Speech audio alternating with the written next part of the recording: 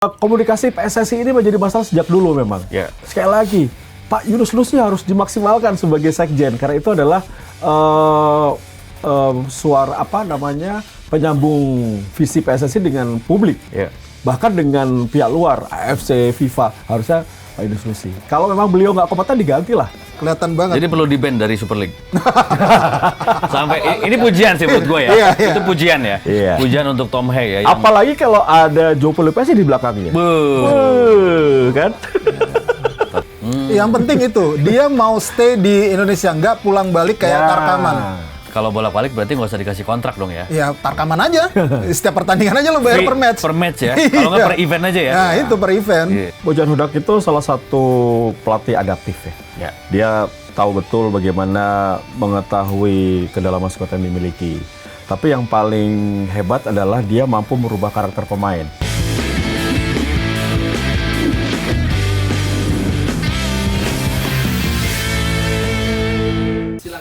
Ini lagi hangat-hangat deh, kemarin hasil pertandingan Persib Bandung di ACL tuh lawan Selangor menang dengan hasil yang cukup meyakinkan. Mantap. Gimana menurut kalian? Apakah performa Persib? Assalamualaikum. Belum pakai salam sih lu. Iya. Gimana menurut kalian? Apakah performa Persib cukup meyakinkan untuk melangkah jauh di ACL tuh? Tidak mengejutkan. Karena memang sejak awal gue lihat itu Persib musim ini sudah dirancang untuk bermain di level Asia. Jadi kalau gue pribadi melihat manajemen Persib Bandung tidak terlalu fokus sama Liga 1. Karena melihat dari kekuatan yang dibangun oleh Persib Bandung saat ini, bagaimana mereka cara bermain, menempatkan posisi pemain itu berbeda. Jadi Bojan Hodak smart.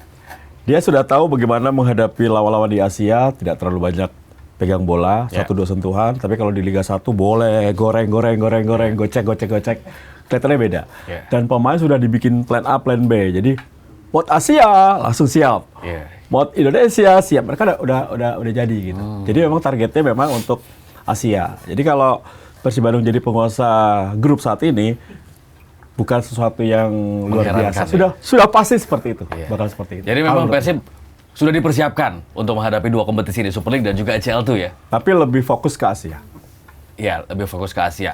Artinya ini switching play-nya juga luar biasa ya? Betul. Tadi perbedaan kultur di Super League, terus juga di ACL tuh. Menurut lu gimana, Is? Yang sekarang disiapin adalah kedalaman skuad yang berbeda dari musim sebelumnya dari Persib. Itu yang mungkin jadi pembelajaran mereka dari musim lalu. Dan saat ini kualitas pemainnya bisa dibilang merata. Bahkan para pemain berkualitas seperti Alfiandra Dewangga, kemudian Alhamra Hanusa itu aja belum dapat menit bermain gitu loh. Jadi memang secara kualitas memang tim ini sudah mumpuni untuk bersaing di dua kompetisi sebenarnya. Entah itu di kompetisi antar klub Asia maupun di Super League.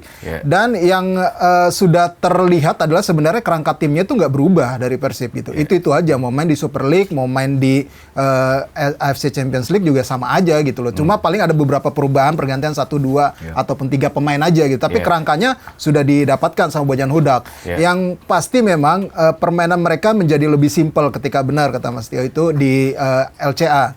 Tapi di Liga 1 itu mereka mencoba untuk mendominasi juga, tapi tergantung lawan juga. Kadang-kadang juga Bojan Hodak cerdik juga, dia menunggu lawan hingga akhirnya bisa mencetak gol ataupun meraih kemenangan gitu. Ya, artinya ini kejeniusan pelatih ya, kejeniusan dari seorang Bojan Hodak yang bisa meramu dan juga meracik strategi bagi Persib Bandung untuk bermain di dua kompetisi tadi. Oke, kita lihat dulu, ini adalah rekor dari Bojan Hodak yang juga sangat luar biasa dengan catatan kemenangan kemarin menghadapi Selangor. Ini juga rekor bagi Bojan Hodak yang akhirnya bisa mengalahkan Selangor. Ini rekor dari Bojan Hodak selama menangani tim di Malaysia ya, karena dia juga sempat lama di Malaysia, sempat menghadapi Selangor beberapa kali. 6 laga sebelumnya, 4 kali seri dan 2 kali kalah. Kali ini Bojan Hodak berhasil menang. Ya, saya kalau gue lihat tuh Bojan Hodak itu salah satu pelatih adaptif ya. Dia tahu betul bagaimana mengetahui kedalaman skuad yang dimiliki. Tapi yang paling hebat adalah dia mampu merubah karakter pemain. Pemain bisa lebih berkarakter, punya keberanian seperti TJ Paku Alam. Di awal-awal musim, boro-boro mau build up serangan, pasti dapat bola buang. Kali ini Teja tenang, bisa build up, bisa menjadi pemain yang juga mengatur serangan dari posisi penjaga gawang. Kemudian posisi dari Adam Alis, ini pembeda. Adam Alis ketika dimainkan bisa menjadi free role di belakang striker, ini baru terlihat di Persib Bandung. Yeah. Dan ketika dia menggantikan posisi Beckham Putra, ternyata dia bisa menciptakan gol juga kemarin. Yeah. Jadi salah satu perubahan yang sangat signifikan di musim ini adalah Bojan Hodak mampu memperkuat lini belakang dan memberikan banyak kreativitas di lini tengah. Yeah. Ini yang memang membuat lebih kuat tim ini dibandingkan tahun lalu. Iya. Adam Alis kayak terakhir kembali gitu ya. Ya, betul. Bisa menonjol lagi, bisa tajam lagi, Ya. pemain yang udah nggak muda lagi, tapi kita lihat kemampuan luar biasa dimiliki oleh Adam Alis bisa dibuktikan kemarin ya. Ya. Menurut lu gimana, Is? Yang pasti Bojan Hodak itu bukan hanya pelatih yang jago dalam hal meracik tim, tapi juga memoles pemain bisa lebih bagus lagi. Yeah. Contohnya ya memang ada beberapa pemain yang tadinya sebelumnya dia kurang bersinar di klub sebelumnya, tapi mampu diangkat sama Bojan Hodak. Nah ini salah satu kelebihan dari Bojan Hodak, dan itu yang membuat dia akhirnya bisa membangun sebuah tim yang solid. Kan yang penting itu di ruang gantinya juga bisa diamanin sama dia, ego-ego pemain. Ini kan bisa dibilang pemain bintang untuk level nasional bisa dibilang, untuk level kita lah gitu. Tapi di situ Bojan Hodak bisa tuh meredam ego masing-masing pemain hingga akhirnya membuat tim ini solid, dan kita lihat secara chemistry kemudian secara permainan juga Persib bisa dibilang sekarang luar biasa ya, harus diakui gitu loh. Ya, setuju gua. Menguasai ruang ganti ini penting banget karena banyak pemain bintang yang dicadangkan biasanya berkeluar-keluar ya. Di sosial media kah atau seperti apa. Tapi ini Dewa yang cukup lama dicadangkan juga aman. Kemudian justru yang dibagus cadangan itu introspeksi diri. Oh, gue dicadangkan. Oke, besok kalau ketika gue main, gue akan tunjukkan. Ini yang menjadi bagus. Jadi Bojan Hodak satu pelatih yang mendapatkan banyak respect lah dari pemain. Bahkan jarang terlihat ya manajemen Persib bersuara, karena memang semuanya dijaga dengan baik, kondusif banget. Adem banget ya. Adem. Oke, tapi masalahnya ada pemain juga, masih ada pemain yang dianggap belum berkembang nih sama Bobotoh juga. Ramon Tangki dianggap belum menemukan performa terbaiknya. Kalau kita lihat di Kamboja biasa jadi top scorer, tapi ternyata bersama Persib ini belum ketemu, Phil, atau gimana? Mungkin kalau Ramon itu tipikal nomor 9 ya, yang kalau di Persib Bandung dia tidak bisa maksimal karena sangat fluid banget permainan kalau versi gue ya. Kalau gue lihat di lini tengah Persib Bandung tuh bisa menciptakan gol semuanya. Jadi bisa membuka ruang, bisa juga menjadi pemantul. Nah beda nih, Ramon Tangki itu striker yang memang jago di dalam kotak penalti. Jadi tipikal bomber banget betul, ya, finisher ya. Betul. Jadi kalau melihat Persib punya Lucu. Kayak lu dong ya? Hah? Kalau gue nggak mau turun, di depan terus. Tapi intinya dia harus cepat beradaptasi dengan sepak bola Indonesia. Beda loh di luar sama di sini. Apalagi kan sebelumnya dia tuh liganya Liga Kamboja. Bukan maaf kata ya sejauh ini walaupun secara kompetisi gue lupa sekarang mereka di atas kita, tapi secara atmosfer dan secara kualitas permainan harusnya secara garis besar kita masih lebih unggul dibandingkan Kamboja. Cuma memang Ramon Tangki ini masih butuh adaptasi.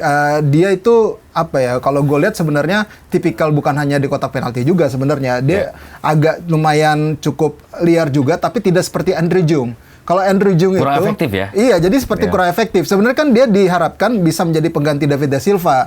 Cuma masalahnya ini gue nggak tahu ya, apa karena memang belum beruntung aja atau memang dia lagi sedang dalam underperformanya dia di musim ini gitu loh. Karena supply harus diakui Persib lumayan loh. Bisa dibilang lini tengahnya lumayan banyak. Sayapnya juga oke.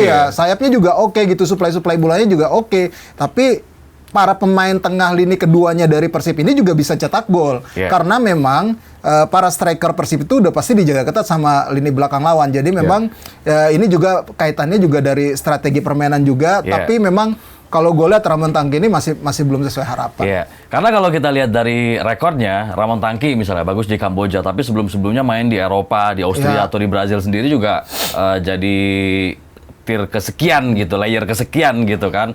Tapi kalau kita lihat William Barros juga nggak terlalu mentereng sebenarnya portofolionya ketika main di Liga Kuwait dia biasa-biasa aja. Tapi begitu masuk Persib, hampir setiap pertandingan selalu cetak gol gitu kan. Ini sebenarnya balik lagi ke hoki-hokian masing-masing nggak sih?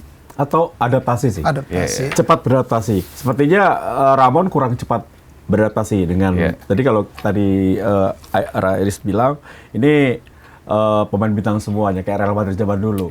Jadi semua pemain memang bintang, jadi harus berbagi, mengurangi ego masing-masing. Nah dia kurang bisa beradaptasi mengenai lini tengah yang juga banyak variasi dan juga tajam. Jadi harusnya dia bisa jadi pemantul juga, membuka ruang dan juga goal getter. Nah yang saat ini kan Bobotoh itu pengennya dia cetak gol sebanyak-banyaknya seperti David da Silva. Iya. Itu yang belum bisa Iya, dapatkan. iya, Harusnya dia bisa mengambil posisi lain, setidaknya dia memberikan assist atau pemantul bola lah. Iya. Jadi emang semuanya bintang tuh ya. Text time lah, text time. Iya. Pantesan. Berasa nggak sih kalau kita di Bandung nih suasana udaranya sejuk, langitnya berkabut, kayak mendung, nggak ada bintang. Ternyata bintangnya di Persib semua. Oh iya. Manis banget. Iya. Tapi selain Ramon Tangki kan kayak siapa ya? William Marsilio, Berguinho juga belum terlalu optimal. Kalau belum terlalu kan enggak lah. Kalau terutama Berginho ya, Yeah. Dia menjadi salah satu pilar penting menurut gua. Yeah, salah satu yeah. pilar penting di lini serang dari Persib Bandung gitu. Yeah. William Marsilio memang di awal musim agak lumayan, tapi di masuk pekan berapa ya? Sekarang tuh pekan 7, pekan 9 tuh agak kurang memang. Yeah. Tapi memang yang paling mencolok ada William Barros. Yeah. Selain dia juga bisa assist, juga bisa cetak gol, ini juga tidak terlepas dari mungkin kebebasan juga yang diberikan sama Coach Bojan Hodak. Selain lu bisa menjadi pemain sayap yang bisa mensuplai bagi striker-striker utama, tapi lu juga diberikan tugas kalau ada peluang ya lu cetak gol gitu. Nah ini yang dilihat mungkin sama William Barros bisa dimaksimalkan dengan baik. Beckham juga bisa melakukan hal seperti itu. Adam Alis juga bisa melakukan seperti itu kalau ditempatkan di posisi sayap. Jadi memang fluid sekali di lini depan dari Persib ini untuk pembagian tugasnya gitu. Iya. Maksud gua kayak William Marsilio belum keluar semua nih kemampuan terbaiknya kayak waktu dia di Arema. Berguinho juga belum keluar semua nih versi terbaiknya dia kayak di sebelum-sebelumnya gitu. Artinya memang ini kompetitif banget internal Persib dengan skuad yang begitu dalam, kemudian bintang semua pemain ketika dikasih kepercayaan dia harus langsung bisa show off dong, harus bisa membuktikan kepercayaan itu seperti ada Malis tanda malam misalnya. Ya, kalau kemarin gue ngobrol sama beberapa bobotoh ya, mereka tuh mengatakan pemain ini dalam proses adaptasi bagaimana bermain di ACL2 dengan bagaimana bermain di Liga 1 ini beda banget. Karena di latihan pun beda banget. Tidak boleh lebih dari 2 detik memegang bola kalau di ACL2, benar-benar 1-2 sentuhan. Nah ini membutuhkan adaptasi yang cepat dan kembali lagi ke pemain. Bisa nggak mengikuti apa yang diinginkan oleh Bojan Hodak? Jika mampu, pasti dia akan main terus tuh. Mau di ACL2 main, di Liga 1 Super League ya namanya ya. Super League main. Lo bisa lihat aja siapa pemain yang main di 2 kompetisi itu. Berarti itu yang cepat beradaptasi sesuai dengan Bojan Hodak. Iya. Konsisten loh. Konsisten, benar. Tapi kalau Persib menang sekali lagi, peringkat 2 kok. Minimal. Mereka masih dalam di ACL tuh track yang benar gitu. Iya. Oke, nah dengan hasil kemarin lawan Selangor, Persib akhirnya menyodok ke puncak klasemen di ACL tuh. Kita lihat dulu dari klasemennya. Tiis Widih, berarti kayak di Puncelut ya. Atau di Lembang. Persib dengan 7 poin sejauh ini hasil dari 2 kemenangan dan 1 kali seri. Disusul Bangkok, Lion City, dan juga Selangor yang belum pernah menang atau selalu menelan kekalahan sejauh ini. Iya beruntung ya, di samping Persib bisa menang, Lion City Sailor juga kesandung di Bangkok United gitu. Jadi memang ini mengubah eskalasi untuk posisi klasemen dan ini menguntungkan Persib saat ini. Tapi perlu diingat, di 3 pertandingan sisa, Persib itu menjalani 2 laga tandang dan 1 laga kandang. Berbeda dengan kemarin, mereka menjalani 2 laga kandang dan 1 laga tandang. Untungnya 1 laga tandang mereka berhasil menang lawan Bangkok, tapi sayangnya kepleset ketika menjamu Lion City Sailor di laga pertama. Jadi ini yang juga harus diwaspadai di kandang Lion City Sailor lagi di laga terakhirnya. Nah ini juga bisa jadi penentuan apakah nanti tetap aman di 2 besar atau mereka malah bisa terlempar nanti. Iya. Tapi kalau kita lihat musim kemarin juga sama ya, hasilnya waktu main di kandang imbang, tapi main di kandang Lion City menang ya. Mudah-mudahan juga sama ya, nanti menang juga nih. Kansnya gimana Persib bisa melangkah jauh? Kira-kira bisa sampai final nggak? Kalau sekarang kita berbicara step by step ya. Oke. Kalau step by step. Umuran kita kan. Baby gitu. Baby. Jadi lanjutin lagi.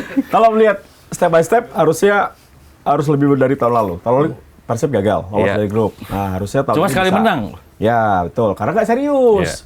Kalau gue lihat, to be honest, Persib musim lalu nggak serius. Pas terakhir baru buat serius, tapi kan udah terlambat gitu. Kalau sekarang dengan tadi gue udah bilang bahwa mereka fokusnya di ACL tuh, sepertinya mereka akan serius di 3 partai sisa. Tadi benar kata Rais, lawan Lion City itu terakhir menentukan. Tapi Persib masih memiliki kesempatan besar main away lawan Selangor harusnya bisa 3 poin. Dan di kandang menghadapi Bangkok harus bisa diambil 3 poin. Kalau itu 6 poin, Gua rasa aman ya Aman. untuk bisa lolos dari fase grup. Tinggal nanti lawan Lain City jangan kalah, kita juara grup gitu. Iya, Persib juara grup. Iya. Kita Bisa, dukung bisa. terus ya Persib di ACL tuh. Karena apa? Karena dengan Persib menang terus, ini akan meningkatkan peringkat liga kita, Yes. Ya, koefisien betul. liga kita. Betul. Dan terbukti seperti kemarin setelah menang lawan Selangor, kita naik peringkatnya jadi 21 ya. Ya, betul.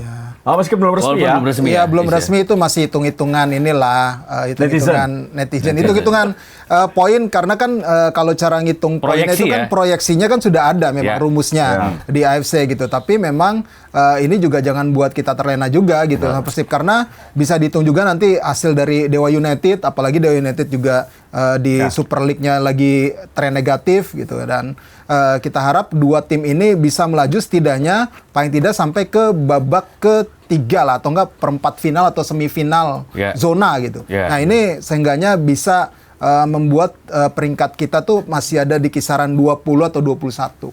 Ya. Oke. Dan dengan kemenangan ini juga Persib dapat bonus ya.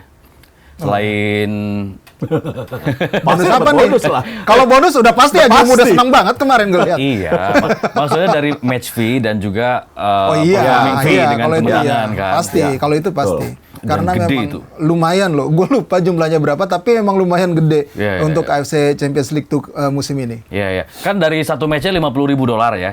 Iya. Dari satu kali menangnya juga sama $50.000 atau sekitar 800-an juta ya. Iya. Kalau musim kemarin kan suara apa itu? Ini gara-gara ngomongin duit kali ya. Tapi satu hal yang sangat membedakan ACL tuh musim lalu dengan saat ini, GBLA penuh terus sekarang. Iya, Ya, dulu. benar. Sepi. Ya, musim lalu ya. Ya, jadi kayaknya antusiasmenya gairah lebih Persib di ya. ACL tuh nggak ada. Saat ini Iya. Bobotoh percaya bahwa tim ini bisa berbicara banyak, melangkah jauh di ACL tuh, makanya penuh terus. Iya, itu GBLA sih. top. Ya udah senada, sehati dan selaras lah antara tim dan supporter. Ya. Betul. Timnya serius, supporternya nggak kalah serius. Ya kalau kata Pak Edi Rahmayadi kan, wartawannya harus bagus, tim lasnya bagus. Kalau ini wartawannya bagus, bobotohnya bagus, pengurusnya bagus, timnya bagus, insya Allah bagus. Iya. Persib dapat 830 juta per match. Per match. 830 juta Kalau per menang. match ya. Wah, top. Berarti udah Begitu 2 kali bahaya. menang ya. Udah 2 kali menang. Nutup ya. Udah kali menang. Masa Iya. cuma gaji dia doang ya? Tapi kalau musim lalu ini kita jadi ngomongin duit orang ya. Kalau lihat musim lalu kan cuma dapat berapa? Lebih kecil sih. Match fee-nya kan 6 kali pertandingan kali $50.000 itu sekitar 300.000 berarti 4,8 miliar something ya. Jago banget tuh. Plus itu. satu- Jago banget loh ya. Kursnya kayak udah ada ini ya. Semenjak Pak Purbaya jadi Menkyu Baru cair ya? Jadi 2 kali kemenangan udah 1,6 M. plus Wow. cuma 1 kali menang musim lalu. Ya, ya, nah, ya, musim oke, ini udah langsung dapat 2 kali kemenangan. Ya. Ke plus kalau misalnya 6 pertandingan, nah tinggal dihitung deh tuh. Jadi Lolos masuk grup ada 4,8 M. 8 M wow. lagi. Tapi jangan lupa loh, Farli sama Rais. Persib pinter, bajunya beda loh. Jadi penjualan Enggak, itu juga ini kaitannya sama Branding. regulasi. Ya, Kan nggak boleh penjualan banyak. dalam arti Iya, penjualan jadi benar, jelas. penjualan di Super League kencang, Iya. penjualan di ACL itu kencang. Iya, iya, benar-benar. Jadi semacam blessing in disguise jatuhnya ya.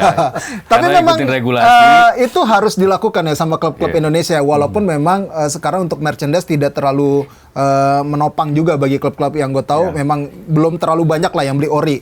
Iya. Walaupun memang dengan basis jumlah supporter yang sangat Iya. besar ya. Dan Iya, ini yang iya. perlu kita himbau juga gitu Iya. loh. Tolong beli ori juga untuk klub. Karena itu kan untuk membantu klub juga. Anda Betul. Esko ya? Tahu aja mau Saya calon. Bismillah komisaris. Hei. Tapi kan udah pindah kementerian. Pak. Tapi staf sus masih bisa. Staf sus masih bisa is. Belum boleh. Jangan dong. Nah, tapi yang pasti memang kita berharap dengan adanya tim yang semakin meningkat di level Asia itu juga selaras dengan industri sepak bolanya juga. Yes, gitu loh. that's Ya, right. Dan betul. ini memotivasi tim-tim atau klub-klub lain juga Ya. ya. Oke. Nah, ini lanjut lagi nih hitung-hitungan tadi. Ata, kalau misalnya lolos kan hadiah tambah gede lagi. Berarti kalau misalnya tambah banyak nih bonusnya bisa buat belanja Joy Pelopesi dong. Hei. Di putaran 2. Ya.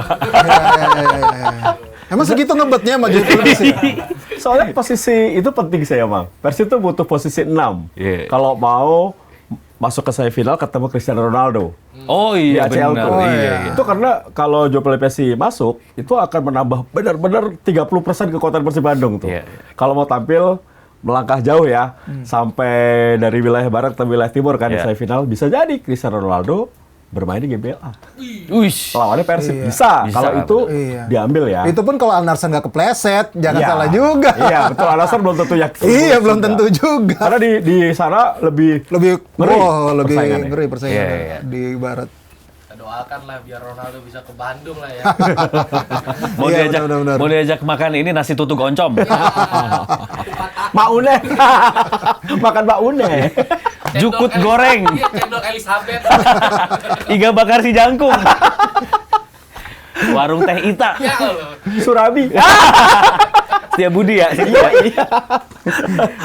Lu belum nyebutin nih satu.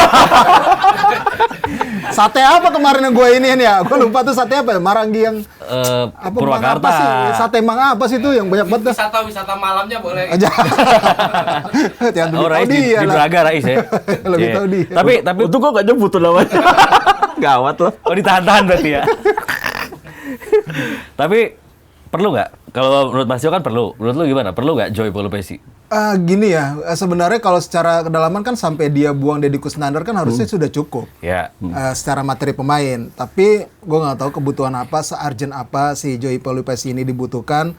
Ya gue sih menanti juga sih, menarik juga kalau misalkan memang Joy Pelupesi ini direkrut ke sini, berarti ini nggak hanya buat Persib kalau gue ngeliatnya, tapi buat timnas juga untuk persiapan KFF 2026.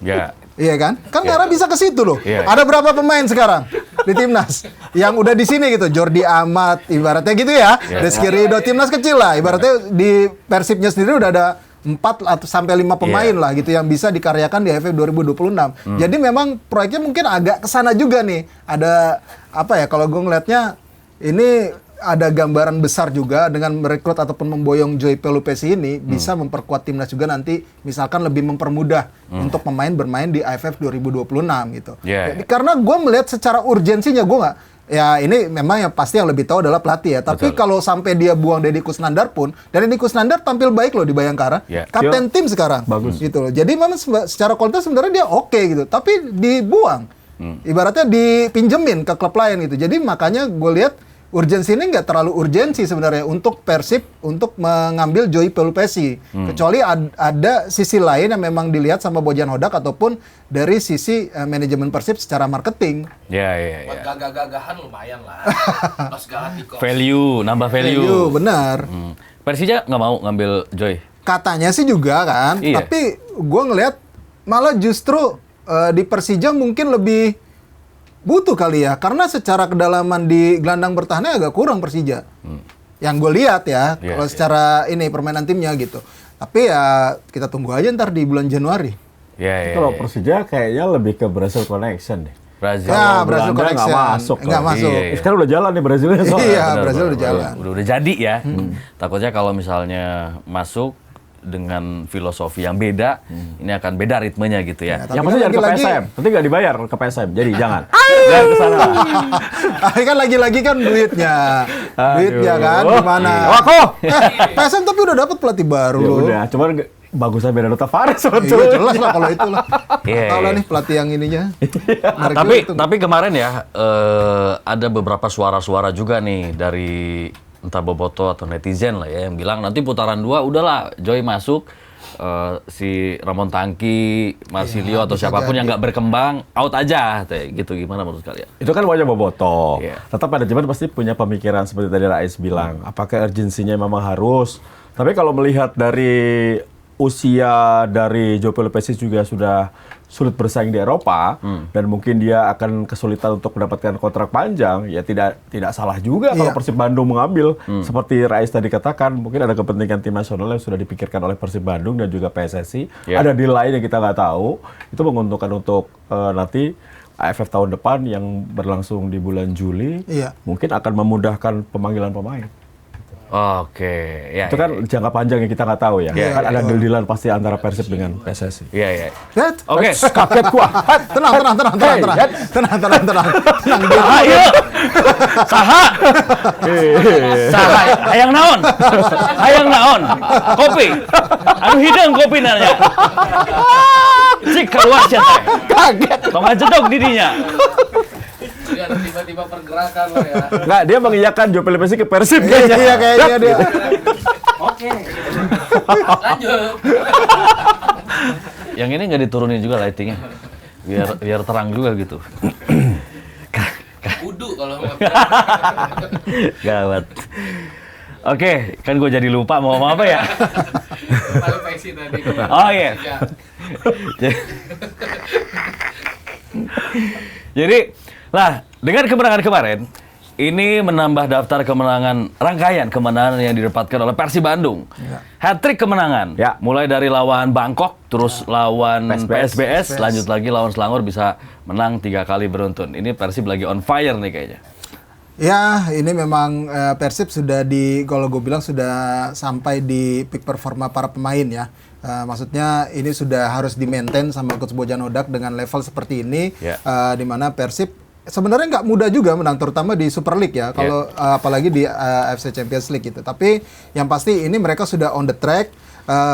Jangan sampai terpleset juga karena itu akan sangat berbahaya, dan mereka saat ini belum ada di jalur ya, memang sudah mulai masuk lagi ke papan atas ya setelah menang kemarin, nggak kalah-kalah lah di Super League. Yang pasti saat ini persaingan makin berat di Super League, apalagi ngejar Borneo sekarang yang terus melesat, sudah 7 pertandingan nggak pernah kalah, nggak pernah seri, selalu disapu bersih. Ya Persib harus tetap konsisten untuk bisa menjaga daya tahan mereka sampai akhir musim. Iya, benar, persaingannya makin ketat. Persita juga gila ya, naik terus ya. Persita. Apalagi kan back to back champion, semua orang Iya, pengen mengalahkan pengen Persib mengalahkan Bandung. Persib, betul. Makanya gue setuju banget Bojan Hodak merombak tim, karena itu akan membutakan peta kekuatan lagi lawan. Nah sekarang kan memang adaptasi dilakukan. Tapi sekali lagi, gue selalu konsisten bahwa Persib kali ini selalu fokusnya ke ACL tuh. Jadi dia geber dulu nih, nanti baru sambil menjaga ritme juga di Super League. Yang penting nggak terlalu tercecer. Sekarang kan nggak tercecer. betul. Masih peringkat 7 ya kalau nggak salah. Nah dengan satu kelebihan jumlah pertandingan, kalau mau menang mesti peringkat 2, peringkat 3 aman sih. Jadi memang ini masih dalam track yang benar. Lagi-lagi rotasi pemain ini penting. Tidak semua tim punya kedalaman skuad seperti Persib. Persib tim B-nya aja, atau cadangannya aja dimainin masih sama. Hampir nggak ada gapnya ya. Kekuatan antara. Kan Adam Prisbeck aja Persibek ya. harus takut-takut nih. Iya bener. Teja makin Teja jadi. bagus ya. Makanya gue menyuarakan Teja Mako Alam, siapapun pelatih tim nasional yang baru, dikasih kesempatan untuk bisa. Cobalah ya. Betul. Benar. Bersaing dengan Pengalaman Nabil, punya dia. bersaing dengan Hernando Ari. Iya. Itu dengan Reza Arya bisa. Teja bagus. Iya, benar. Dan dia juga cukup punya experience ya, panjang lah pengalamannya. Oke, kalau dilihat dari materi pemain, ini menjadi salah satu keunggulan dari Persib Bandung. Selain itu, apa yang menjadi kunci keberhasilan Persib Bandung bisa hat-trick kemenangan? Defense-nya bagus ya? Ya kalau itu memang iyalah kalau secara permainan ya. Tapi yang pasti sekarang kesulitan tim dan di ruang gantinya itu sangat nyaman buat para pemain. Itu yang penting sebenarnya untuk menjaga itu sehingga di lapangan juga tampil lepas, tampil nyaman para pemain. Yang gue lihat sih itu sebenarnya. Kalau dari segi taktikal oke lah gitu loh. Tapi dari segi kenyamanan dari sisi non teknis nih di luar lapangan itu yang diperlukan sebenarnya sama pemain sehingga para pemain itu bisa terus fokus tampil maksimal di atas lapangan. Jadi yang gue lihat sekarang Persib ya senyaman itu. Apalagi supporternya juga antusiasmenya sangat besar ya. Terlepas dari memang menjadi pressure juga bagi pemain, tapi pemain merasa senang dengan antusiasme seperti itu. Jadi mereka makin termotivasi untuk bisa terus meraih kemenangan gitu. Dengan adanya rotasi di setiap pertandingan, ini memberikan rasa persaingan positif. Jadi beberapa menit pun yang diberikan oleh pelatih untuk bermain, pemain mengeluarkan segala daya usahanya untuk bisa tampil bagus. Jadi lagi-lagi ini kondusif banget. Finansial aman, tidak ada kekurangan masalah gaji dan lain-lain. Kemudian tim pelatihnya bagus, timnya kondusif, gue rasa. Supporter juga. Apalagi saat ini Bobotoh mendukung di Super League dan juga mendukung di ACL tuh. Kan? Hanya saja memang gue nggak tahu nih. Kalau boleh away, pasti Bobotoh juga away. Pasti akan mendukung kemanapun Persib bermain. Iya benar. Oke, nah ini kan juga jadi bekal Persib untuk next lawan Persis ya. Coba kita sedikit preview lawan Persis gimana. Kalau kita lihat dari head to head mungkin misalnya 5 atau 7 pertemuan terakhir Persib unggul ya, dan Persis juga lagi kondisi yang kurang bagus nih. 7 pertandingan dia nggak menang-menang ya. Ini kans untuk Persib untuk nambah daftar kemenangan lagi? Di kandang Persib kan mainnya? Iya, menang Iya, lah. di kandang Persib. Iya, menang. Menang lah. 3 poin. 60-40 Persib Bandung. Udah dikasih tuh 60-40 Persib. Jual rumah Anda, jual sawah, Jangan. jual motor, Jangan. Haji. pergi haji. Jangan. Pergi haji. Ya betul. pergi haji. Umroh, Ya, jangan. betul. Ya, Umroh ya, maksudnya. Belum bro ya? Bro. Bro. 60-40 berarti yakin, maksudnya yakin, optimis. Ya optimis, optimis lah. Kalau gue ngeliat emang Persib di sini sedang dalam tren positif. Terus gue nggak tahu ya Persis Solo tuh lagi ada masalah apa. Tapi yang pasti memang secara permainan mereka kemarin sudah mencoba di laga terakhirnya mereka.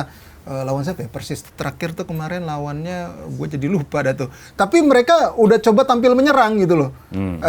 Hanya saja mereka kurang beruntung. Ya. Nah ini yang menjadi masalah dari Persis Solo. Plus pertahanannya rapuh banget. Iya, pertahanan. Persis Solo. Nah ini yang juga menjadi Transisinya juga kurang bagus. ya itu yang menjadi masalah dari Persis Solo saat ini yang mungkin akan dieksploitasi sama Persib Bandung. Persib kan sedang dalam kepercayaan diri yang tinggi ya. Yeah. Makanya gue ngeliat memang ya gue setuju saat ini mungkin Persib bakal menang lagi atas Persis Solo. Iya, gitu. iya. Persis agak rawan sih ketika kena counter attack ya, Iya. kena serangan balik. Oke. Oh, Tom Hay ini nggak main kemarin. Sakit. Iya, itu kenapa sih? Memang ada parasit ya? Kena ya ada virus ya. Ada virus ya? Jadi katanya badannya lemas. Iya, demam. Ya, demam. Ya gue nggak tahu. Sekarang kan lagi pancaroba nih. Banyak banyak batuk, banyak pilek, banyak yang katakan ada virus COVID lagi dan lain-lain dan lain-lain. Menurut Dan BMKG gimana tuh? Hah? Menurut BMKG? tapi kayaknya memang ini pancaroba banyak virus ya. Ya. Jadi bisa kena ke siapapun. Iya, karena perubahan suhu juga ngaruh ke badan ya. Pastilah, Betul, apalagi dia kan pastilah. dari Eropa masih butuh adaptasi kan. Iya. Ya walaupun udah berapa minggu ya, Iya, maksudnya. Tapi ya emang ini dia masih butuh adaptasi dan kita berharap sih Tom Haya bisa cepat pulih. Karena beberapa pemain juga sebelumnya kalau nggak salah ada yang keracunan makanan tuh Pierce Beck kalau nggak salah. Iya, keracunan makanan kan. Jadi memang ini menjadi concern juga mungkin bagi tim pelatih, bagi tim dokter dari Persib untuk bisa menjaga kesehatan dari para pemainnya. Iya, Tapi iya. kehilangan Tom Haya nggak ngaruh kan? Berarti Bojan Hodak sudah punya formula lain. Iya. Gitu. Lawan PSBS dia main luar biasa. Benar. Udah kayak Zidane tuh mainnya. Nah, itu Kelas kan itu. akhirnya ada Itu kelas banget loh. Kelas banget. PSBS itu kelihatan banget gimana kelas dia ya. di atas rata-ratanya Tom Haya gitu di antara pemain-pemain yang Iya. ada main di Super League. Kelihatan banget. Jadi perlu di-ban dari Super League. Sampai ini pujian sih menurut gue ya. Iya, iya. Itu pujian ya. Iya. Pujian untuk Tom Hay ya. yang- Apalagi kalau ada Joe Pelipesi di belakangnya. Kan? Tapi makin rame tuh persaingannya tuh. Iyalah, Mark Klok gimana? Iya. Masih bisa juga dipasangkan. Mau bertiga-tigaan gitu ya? Ya terserah pelatihnya kan. Terserah Nggak apa-apa, pelatih. kan kompetisinya juga ada 2. Iya pasti. Iya. Dan belum lagi nanti kalau misalnya ada yang cedera atau apa, ya pengennya sih semua fit terus ya, sehat Iya. terus ya. Oke, nanti lawan Persis sudah bisa main belum ya? Nah, itu gue Tom nggak Hay. tahu, belum dapat Belum tahu. Karena kan itu recovery seseorang belum Iya, bisa betul. secepat yang kita Kalau perkirakan. lu kan demam dikit dikasih paracetamol kan selesai. Iya. Kalau ini kan Pemain nggak tahu beda. kita. Iya. Beda. Kita obat warung aja udah ya. Sama tolak angin ya. Iya. Lok angin. Sama sop kambing ya. Banyak apa? Iya. Tapi emang sehebat itu ya Tom Hay ya. Kenapa jadi sop kambing ya? Yang naik yang lain itu. Oh enggak, berarti sop yang di sono. Iya. Ya. Jadi ya? Iya, jadi udah gak enak sekarang. Udah beda rasanya. Ownernya udah meninggal. Oh ya? Iya. Oh iya. Enggak bahaya, bukan sotonya masalahnya. Sebelum makan sotonya itu bahaya. Aduh. Ini juga ada yang ini karena udaranya dingin. Sekarang kita coba hangatkan dengan 1-2 statement yang menarik juga nih, rame dibahas juga oleh kita semua, termasuk para pecinta sepak bola, netizen bola Indonesia. Mantan asisten pelatih Timnas Indonesia, Alex Pastur, yang pertama dia bilang gini, ranking Indonesia itu sangat tidak realistis untuk masuk ke Piala Dunia. Terus yang kedua, dia juga sempat ngomong, bobroknya sepak bola Indonesia katanya, nggak punya sistem dan lain-lain lah, pembinaan dan lain. Gimana menurut kalian? Ya, gue rasa kalau untuk omongan ranking, kalau secara logika memang Memang, tapi kan itu hanya di atas kertas. Di atas lapangan bisa Kusukan saja wacana berbeda. itu, di atas kertas. Emang masih ada ya? Masih ada ya? Masih Masih. dong. Reborn. Ya, itu kan hanya di atas Harusnya kertas. namanya bukan di atas kertas.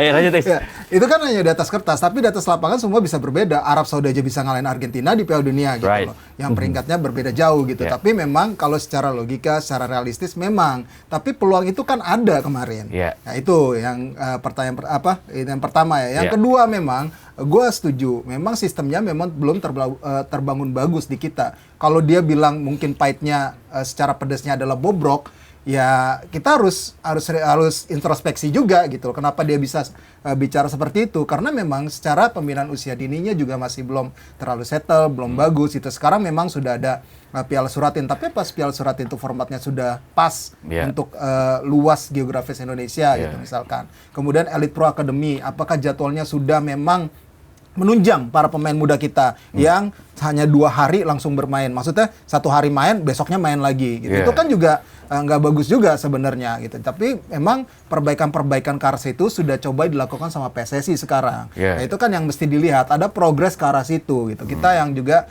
harus melihat itu untuk memberikan apresiasi juga sekarang apa yang dilakukan. Perbaikan dari kompetisi juga memang belum sempurna gitu. Tapi perbaikan ke arah yang lebih baik itu ada, progresnya ada, butuh waktu memang. Nah itu yang memang harus dilihat juga bagi pengembangan sepak bola Indonesia.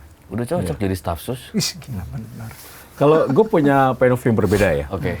Gue melihat ketika ada potongan-potongan berita, wah semua rame banget. Semua media daring, semua media online mengangkat dan langsung menyerang Alex Pastur. Gue langsung lihat fullnya. Gue nggak ada yang salah sebetulnya. Jadi dia itu tidak memprovokasi, Betul. dia tidak menjelekan, tapi dia berbicara apa adanya. Apa adanya. As a coach, ya. Karena dia merasa bahwa memang siapapun pelatih di dunia ini dengan posisi 119 dunia itu susah. Sulit. Memang. Emang betul. Apalagi Indonesia tidak memiliki kompetisi Rekam berjenjang jejak, yang rapi. Kalau ada, mungkin akan lebih mudah. Nah, dia hanya bilang seperti itu. Dan pengamat-pengamat mantan pemain juga tidak menjelekan Indonesia gitu. Jadi ini harusnya jadi bahan introspeksi ya buat fans, buat federasi dan juga buat pemerintah bahwa itu masukan yang bagus. Terlepas dari kenapa diambil, ya itu kan memang dia dipilih oleh federasi. Dia lagi jobless, dikasih job ya mau lah. Ambil lah gitu. Jadi kalau gue rasa Alex Pastur tidak salah. Justru gue berterima kasih bahwa itu sebuah masukan yang sangat positif. Harusnya ini akan menjadi introspeksi untuk fans kita, netizen kita. Harus lebih smart lagi, harus lebih memahami lagi tim nasional kita emang di level ini. Benar tadi kata Rais, ada potensi masuk Piala Dunia. Itu kan sebuah blessing in disguise gitu. Itu ada hal yang mungkin tidak akan terulang kembali, itu wajar, ekspektasi ada. Tapi kalau melihat dari pernyataan Alex Pastur, tidak ada yang salah.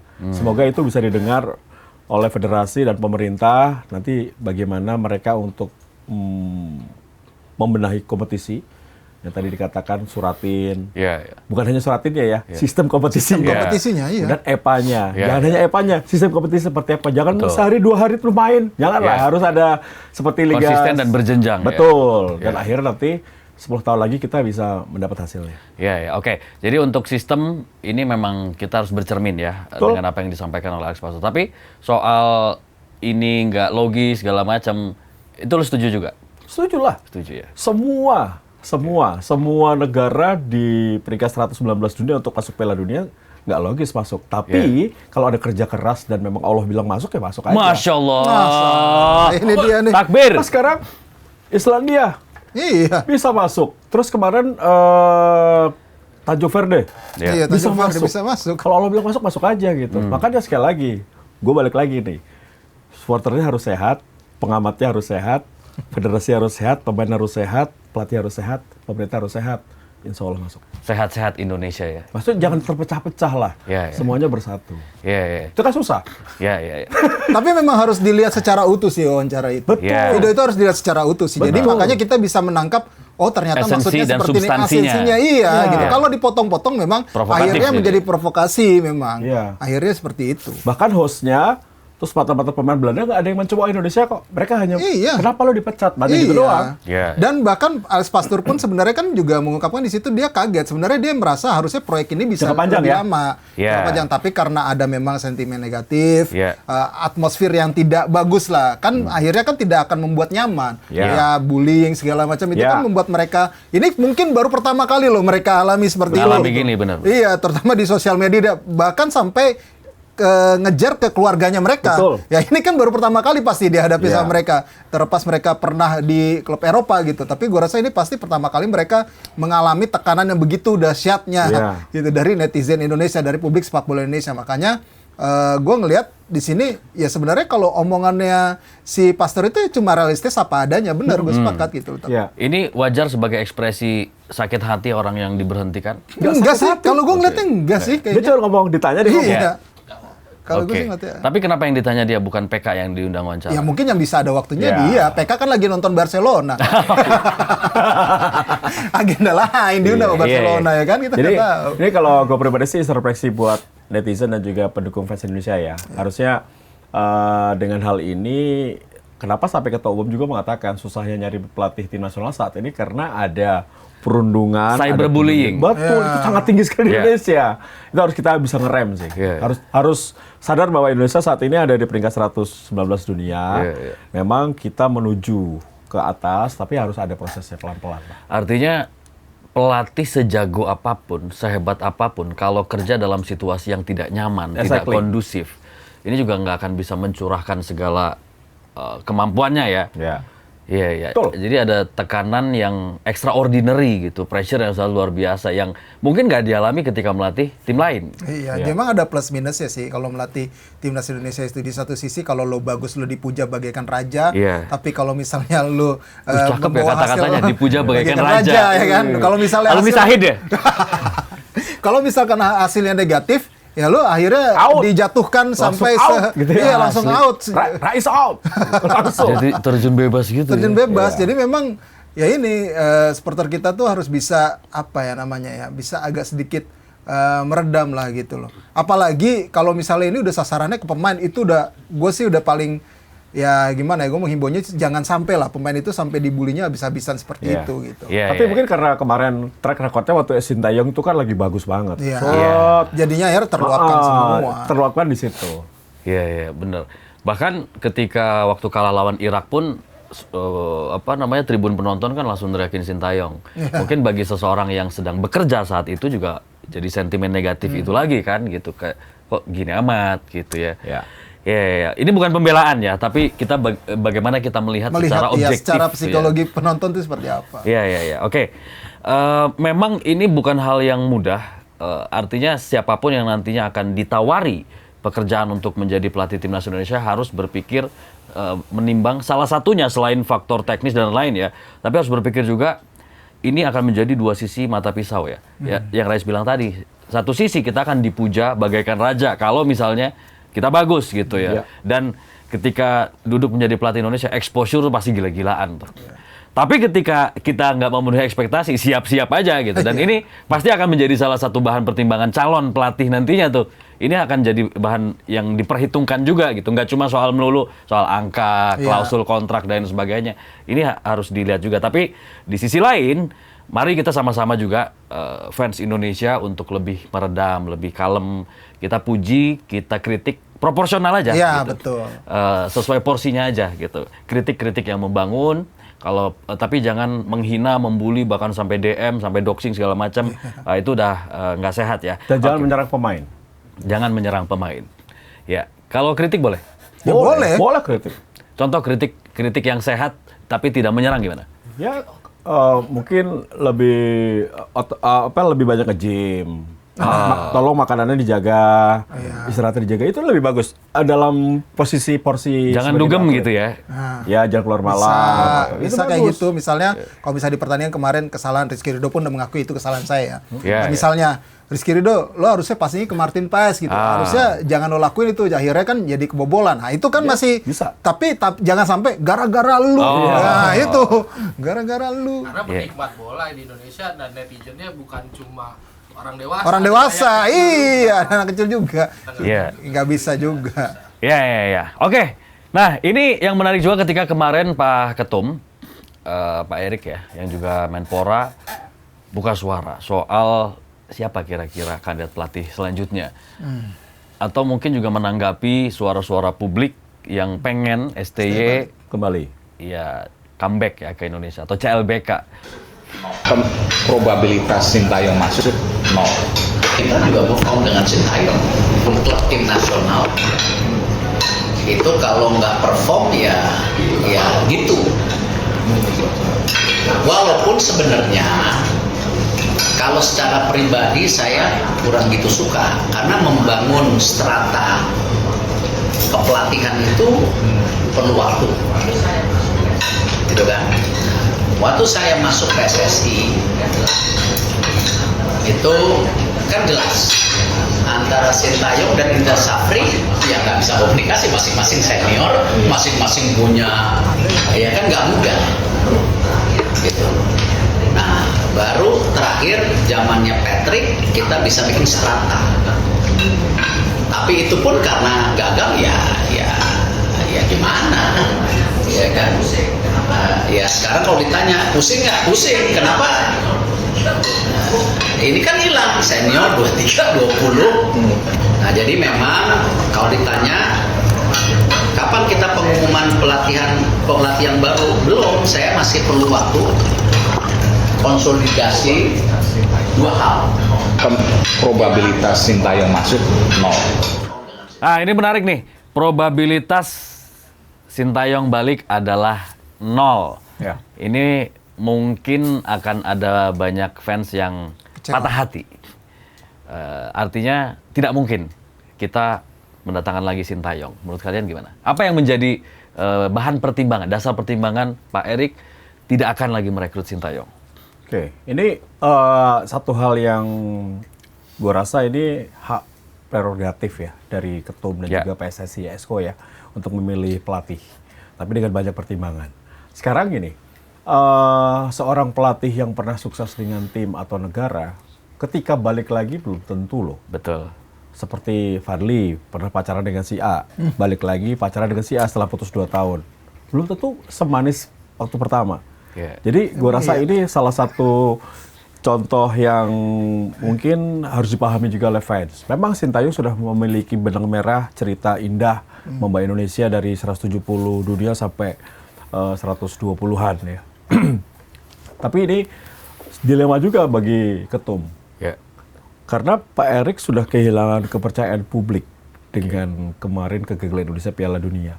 Jadi beliau harus benar-benar hati-hati dalam memilih pelatih ke depannya. Ya. Karena saat ini kan gue rasa tidak ada target dalam waktu dekat. Ya. Setelah kegagalan kita ke Piala Dunia, tentunya semua menangis. Gue sampai sekarang belum bisa move on.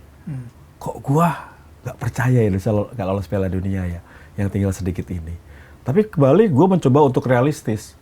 Oke, masih panjang hidup ini. Masih ada Piala AFF, masih ada Piala AFC, masih ada Piala Dunia 2030. Ya. Sebaiknya setelah kemarin ada 2 pemecatan dalam 5 tahun, harusnya PSSI berpikir sekarang harus mencari pelatih yang bisa membawa Indonesia berdarah-darah dari bawah dengan segala konsekuensinya, dengan blueprint sepak bola untuk nanti tujuannya adalah masuk Piala Dunia.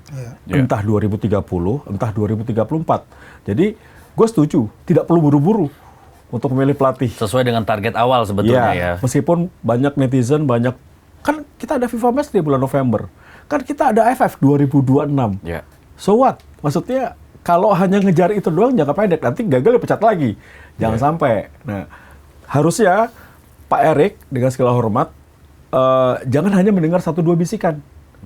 Libatkan wartawan senior, libatkan pelatih senior, libatkan mantan pemain, libatkan mantan pengurus PSSI, libatkan presenter komentator, duduk dalam satu forum. Apa sih yang harus dibangun dalam sepak bola kita? Kenapa kita gagal? Pelatih seperti apa? Percuma Zidane sekalipun, Carlo Ancelotti sekalipun didatangkan, kalau sistem kita masih seperti ini, visi kita belum sama, nggak akan maju, nggak akan berhasil. Jadi lebih baik pilih pelatih yang mau membangun sepak bola kita dari kelompok usia berjenjang sampai akhirnya tujuan utamanya adalah masuk Piala Dunia. Kalau gue melihat Uzbekistan berhasil. 2013 mereka memotong generasi, mereka memakai pemain berusia 15-16 tahun, dibikin dalam satu tim, dan 10 tahun kemudian mereka masuk Piala Dunia. Untuk pertama kalinya tanpa bantuan siapapun, mereka lolos sebagai peserta, bukan tuan rumah. Tapi terakhirnya minta bantuan Cannavaro tuh. Ya, Kan udah lolos. karena udah lolos. Tapi Tibor Kapatse nggak dipecat kan? Dia tetap sebagai asisten pelatih. Gitu. Jadi ini berkaca. Tapi kita bisa nggak sesabar itu kayak Uzbekistan yang membangun. Harusnya Kita bisa. ini udah puluhan tahun loh sabarnya, itu udah teruji. Bukan Harusnya maksud bisa gua. kalau cuma 10 tahun mah. Bukan maksud gua, pengennya kan instan gitu loh. Setahun udah harus juara ini. Nggak bisa 6 bulan lah. udah harus Nggak juara bisa. ini. Nggak bisa lah. Tapi kan kenyataan di lapangan gitu. Nggak bisa. Nggak bisa. Bonusnya jangan Rolex, bro. Mobil berarti. Mobil listrik. $1 juta kok kemarin Ya, Arab jadi, lolos. jadi intinya nanti pelatih yang dipilih itu bisa mengerti sepak bola Indonesia, karakteristik kultur sepak bola Indonesia, dan punya proyek jangka panjang. Dan itu harus semua stakeholder harus sabar, termasuk fans, bahwa ini tujuannya ke Piala Dunia. Dan PSSI harus jelas targetnya. Masuk Piala Dunia tahun berapa? 2030, 2034. Jadi dari awal udah jelas gitu. Jangan ada lagi pemecatan pelatih, karena kalau pemecatan pelatih, seorang Bambang Pamungkas pun mengatakan ketika dipecat kita bingung, pelatihnya baru lagi gitu. Jangan sampai itu terulang kembali lah. Mungkin Menurut demikian, Is, Rais. apa yang menjadi pertimbangan akhirnya menutup pintu untuk kita balikan sama Sintayong? Balik lagi ke background ketika Sintayong dipecat itu kan nggak baik-baik saja kalau menurut gua. Dalam situasinya tidak baik-baik saja ya kan. Ayah Sintayong merasa kecewa, itu pasti kan kalau misalnya balik lagi federasi juga pasti akan situasinya juga tidak akan nyaman, gue yakin. Jadi gua rasa di saat ini federasi ya jangan sampai juga boleh kita dengar masukan gitu ya dari berbagai pihak. Tapi mereka juga harus bisa punya visi yang jelas. Ini timnas mau dikemanakan. Yang pasti, kalaupun memang sudah mengeluarkan statement itu, gue yakin itu udah pasti akhirnya akan tutup pintu lah untuk STY gitu. Yang pasti pelatih yang dipilih ini memang ya benar, gue setuju, harus dengan proyek jangka panjang, visinya seperti apa, dan harus dijelaskan di awal. Jadi jangan sampai ketika sudah ngomong A di awal ketika pengumuman pelatih gitu, tapi ternyata di tengah jalan ada kegagalan, berubah gitu loh, di tengah turnamen gitu berubah gitu loh omongannya gitu. Nah ini jangan sampai terjadi. Jadi udah jelas nih targetnya dengan pelatih ini, misalkan kita target 2030 atau enggak biasanya kan 3 tahun dulu di kontrak gitu misalnya. Ya oke, misalnya lo bisa bawa minimal ke perempat final Piala Asia atau semifinal Piala Asia. Kemudian di target itu diantaranya bisa bawa tim juara AFF misalnya di 2026. Nah itu kan harus jelas gitu target-target itu. Jangan sampai nanti di tengah jalan kita nggak target itu kok, jadi main malah lempar-lemparan salahan gitu loh. Yang pasti memang pelatih ini jadi punya target yang jelas juga buat program dia untuk bisa mengembangkan timnas Indonesia gitu. Yang juga menjadi concern adalah yang tadi gue dengar dari concernnya Pak Erik adalah ini kan dia sudah membangun sistem kepelatihan di setiap kelompok umur timnas hingga ke level senior. Kalau sistemnya ini tidak terbangun dengan rapi dan berkesinambungan, ini juga akan sulit. Bener, gue sepakat dengan hal itu gitu loh. Nggak mudah juga mengumpulkan. Kemarin sudah dikumpulkan, bahkan Frank Van Kempen aja belum sempat kerja, cuma jadi asisten Gerard Van den Burg aja di kemarin kualifikasi Piala Asia U23 gitu. Tapi yang pasti memang ini nggak mudah gitu. Benar, nggak mudah untuk mendatangkan pelatih lagi. Yang gue tahu dari perbincangan ini yang mungkin tidak ada di rekaman itu adalah untuk pelatih timnas U17 nanti ini bakal ke lokal lagi. Nah ini agak mencarinya susah nih untuk regenerasi. Mungkin ada beberapa pilihan ya. Ada Coach Bima, kemudian Coach Nova tetap di situ. Tapi Coach Nova, kalau kata Pak Erik, di dalam ini juga yang gue dengar, Pak Erik itu ingin mempromosikan Coach Nova ke timnas U20. Jadi U17 ini akan dicari pelatih lokal lagi gitu. Nah untuk mencari pelatih lokal lagi, ini kan butuh kita lihat nih pelatih lokal sekarang nggak ada kesempatan di Super Iya. League. Cuma satu, Coach Henry Susilo gitu. Iya. Yang memegang AFC Pro rata-rata pelatih senior juga, itu di Liga 2. Ada satu nyempil ke Arab Saudi Al Nassr, ada Coach Rudi Eka Priyambada gitu, yang memang dia punya pengalaman di beberapa klub di luar negeri gitu. Jadi memang agak sulit juga ketika pelatih lokal kita tidak dapat kesempatan di level tertinggi ya terutama. Nah ini juga menjadi concern juga harusnya. Klub-klub lebih memilih pelatih asing. Kenapa sih klub-klub itu kok nggak percaya kepada pelatih lokal? Nah ini juga bisa menjadi introspeksi juga bagi pelatih-pelatih lokal kita. Apa sih yang membuat hal itu gitu? Nah ini kan juga menjadi hal jadi introspeksi semua lah gitu. Yang pasti memang kalau gue lihat sekarang PSSI harus bisa lagi-lagi menetapkan target yang jelas terhadap pelatih yang baru, dan pelatih yang baru juga harus mengerti betul, jangan hanya sekedar nama besar, harus mengerti betul karakter sepak bola Indonesia, sepak bola Asia gitu. Terus punya visi yang jelas untuk membangun sepak bola Indonesia. Iya. Oke. Tapi menurut kalian ya, apakah ini merupakan satu langkah, satu sikap, satu keputusan yang tidak populer? Karena ini kan berbeda ya dengan keinginan publik ya. Tapi ini harus diambil untuk mengakhiri polemik supaya nanti ketika memilih dan menetapkan pelatih baru, polemik ini udah selesai gitu. Masalah Sintayong itu udah tutup buku gitu. Kalau nggak diambil sikap seperti itu, nanti sampai milih pelatih baru lagi, ini akan terus bergulir. Maka harus di-cut di sini gitu. Tapi biasanya kalau hasilnya itu jelek pasti diungkit-ungkit lagi ya. Tetap ya. Tetap pasti akan. Makanya harus hati-hati kalau misalkan targetnya jelas dan pelatihnya ini syukur-syukur ya, kita berharap bisa menghasilkan hasil yang prestasi yang bagus, pasti akan ketutup yang kemarin. Ya, artinya supaya spekulasi ini selesai, karena sebelumnya kan juga STY kayak ada statement yang gue siap nih kalau balik lagi ke Indonesia. Ya secara marketing iyalah. Dia gitu dia kan. setelah nggak diurusan kan tentunya nggak ada job. Ya kalau ada tawaran dia pasti mau. Cuman kembali lagi ini bukan urgensi buat PSSI untuk segera mencari pelatih, karena tidak ada target yang dekat. Jadi kalaupun nanti awal tahun 2026 baru dapat pelatih pun is okay. Karena tadi kita off air kita berbicara, mungkin untuk FIFA Matchday caretaker juga nggak masalah sebetulnya. Tapi PSSI lagi-lagi, apalagi ke pemimpinan Pak Erick Thohir saat ini sedang dalam lampu kuning dalam tanda kutip kepercayaan publik ya. Setelah kegagalan Indonesia masuk Piala Dunia, ini membuat nangis seluruh bangsa Indonesia. Jadi jangan sampai beliau salah lagi memilih pelatih. Harus ada blueprintnya jelas, visinya jelas, dan harus dijelaskan dari awal. Target kita dengan pelatih ini adalah ini. Jangan lagi ada di tengah jalan, nanti ada esko yang bersuara, ada suara yang lain. Jadi, loh kok beda lagi gitu. Harus ada keterbukaan. Komunikasi PSSI ini menjadi masalah sejak dulu memang. Sekali lagi, Pak Yunus Nusi harus dimaksimalkan sebagai sekjen, karena itu adalah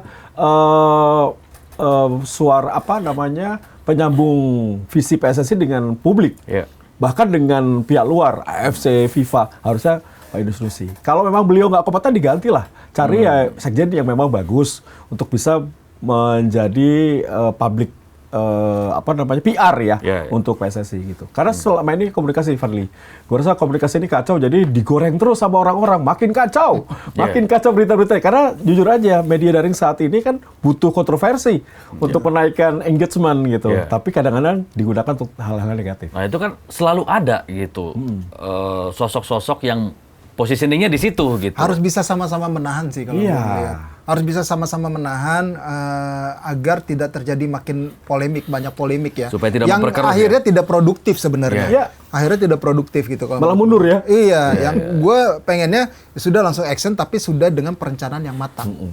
Langsung diumumin dengan perencanaan yang matang. Ini loh kita tunjuk pelatih ini untuk targetnya seperti ini. Udah. Gitu.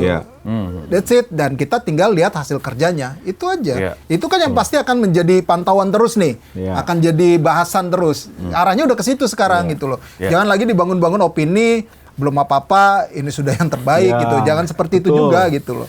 Sama mungkin kalau boleh kasih masukan ya, berbicara dengan Alex Pastor tadi yang mengatakan kompetisi kita jelek, apa tidak sudah waktunya ya PSSI untuk melihat PT LIB atau operator liga kita tuh dibenahi gitu. Karena ini akan berhubungan dengan kompetisi kita dari level Liga 3, Liga 2, Liga 1. Pakailah operator yang lain gitu. Pakai operator lebih kompeten. Kalau nggak mau luar negeri ya tunjuk yang bagus. Operator Liga 1 beda, operator Liga 2 beda. Jadi ini bagus. Jadi nanti banyak materi. Tadi Rais sudah katakan pelatih-pelatih top kita ada di Liga 2 loh. Jadi mereka bisa digunakan untuk mencari bakat-bakat baru. Ya. Tujuannya tim nasional juga. Betul. Gitu. Dan akan mempermudah siapapun pelatih tim nasional kita. Jadi jangan hanya timnasnya aja nih. Kayaknya kan Pak Erik terlalu fokus sama tim nasional. Ya. Liga kita tidak improve. Karena itu yang menjadi fondasi Ya. tim nasional ya. Ya. Kita support lah Pak Erik. Ya, ya. support. Oke, menurut kalian siapa yang pas jadi pelatih timnas Indonesia? Versi kalian. Gue belum punya bayangan. Jujur, gue Frank de Boer? nggak bisa, gue belum punya bayangan. Tapi yang pasti, kalau mungkin bisa dicoba pelatih asal Jepang atau dari Jerman. Kalau gue ya, itu Alasannya? aja sih. Alasannya? Secara culture mungkin dari Eropa, Jerman itu juga, yang penting gue pelatih itu adalah punya ketegasan dan disiplin yang tinggi. Yeah, Tegasnya juga harus mengayomi ya, bukan yeah. tegas yang asal-asalan gitu, yang asal marah gitu. Nah, itu nggak bagus buat ruang ganti. Dan itu pasti pelatih itu bisa mengelola ruang ganti pemain dengan baik lah gitu. Yeah, yeah. Ya terus dia mengenal karakter sepak bola Asia. Gitu. Ya kita lihat aja siapa pelatih dari sana mungkin. Kalau dari Belanda lagi, mungkin kalau tidak ada pengalaman selevel bisa pernah menangani timnas, gue rasa jangan deh. Ya. Gitu loh. Oke, jadi minimal pernah menangani timnas ya. Ya pasti. Iya, iya. Kalau gue 2 kriteria Apa? yang harus. Yang satu, kalau tujuan kita kan masuk Piala Dunia ya. Iya. Gue udah nggak melihat AFF sama AF itu antara lah. Iya. AFC itu kita harus bisa upgrade, at least kita bisa masuk 8 besar minimal. Semifinal insya Allah. Iya. Ya, itu oke. Piala Dunia kan tujuan utama. Ya. Jadi harus ada pelatih yang sudah pernah menangani tim yang berlaga di Piala Dunia. Itu satu, harus. Karena Sintayong pernah kan. Ya. Sorry ya, gue ngomong Sintayong lagi nih. Sintayong Ya. pernah. Ya gitu. itu harus diakui. Levelnya harus seperti itu atau lebih bagus. Tapi mahal dong untuk Ya, pelatih selevel itu. Indonesia mampu. Pak Prabowo pasti akan support kalau Oke. memang tujuannya jelas. Iya, Karena iya. itu kan olahraga sepak bola itu akan bisa mengangkat harkat martabat bangsa Indonesia. Olimpiade, badminton bisa, olahraga lain bisa. Itu satu ya kalau gue lihat bahwa harus pernah membawa tim nasional ke Piala Dunia. Kedua, dia tahu kultur sepak bola Indonesia atau Dan Asia. Betul.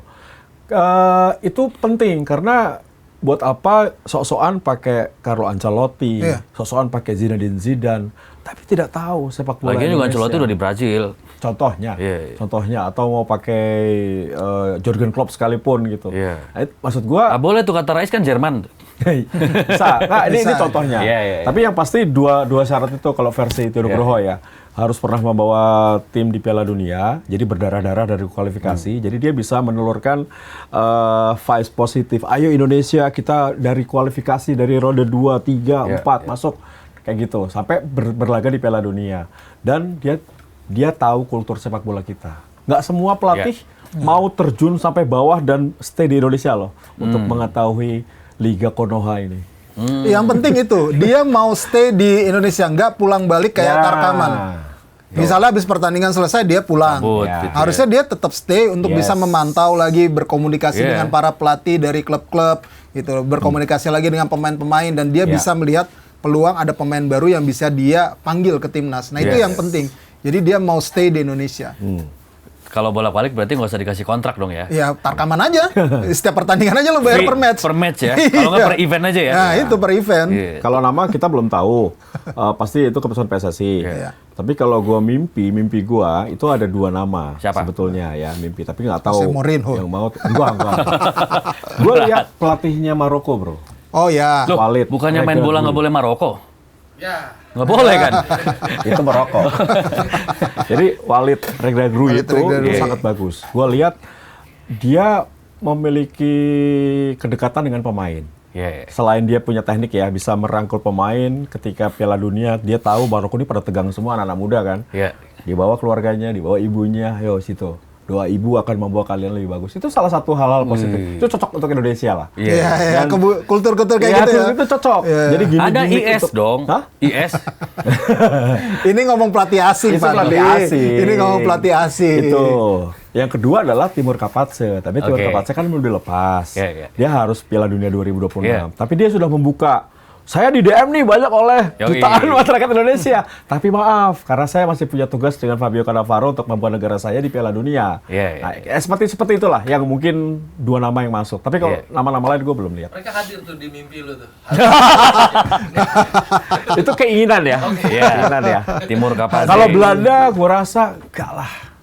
Udah lah ya, udah cukup lah. Kita jangan dibawa ke area-area Belanda. lah. Tapi PSSI punya kerjasama sama KNVB loh. Apakah Iya. ini menjadi salah PSSI satu? juga punya kerjasama sama Gua lebih- Jepang. Iya betul. betul. Gue lebih suka Jerman daripada Belanda. Ya, tapi kan apakah ini akhirnya mengharuskan pelatih timnas harus dari Belanda? Enggak juga. Kan tergantung federasinya, tergantung kebutuhan tim lu. Masa lu bisa disetir sih? Iya. Kan gitu aja. Mungkin ada privilege. Kalau memang lu pengen pakai pelatih Belanda, difasilitasi. Kalau nego mah nego sendiri, pasti kan. Atau pelatih Jepang sama bro? Yang sekarang Hajime Cocok. Moriyasu. Udah haji Itu tuh boleh dia. tuh. Dia udah haji loh. Tapi Itu kayak nggak mungkin lepas nggak Jepang mungkin ya, lepas sama Hajime Jepang, Moriyasu. orang Iya. udah dalam tracknya dia. kalaupun Jepang itu orangnya. Ya, Itu ya. boleh. Indonesia mampu kok. Honda nggak mau. Siapa? Honda. Enggak ada. Enggak lah. Yamaha? Belum. Kawasaki. Enggak. Suzuki aja.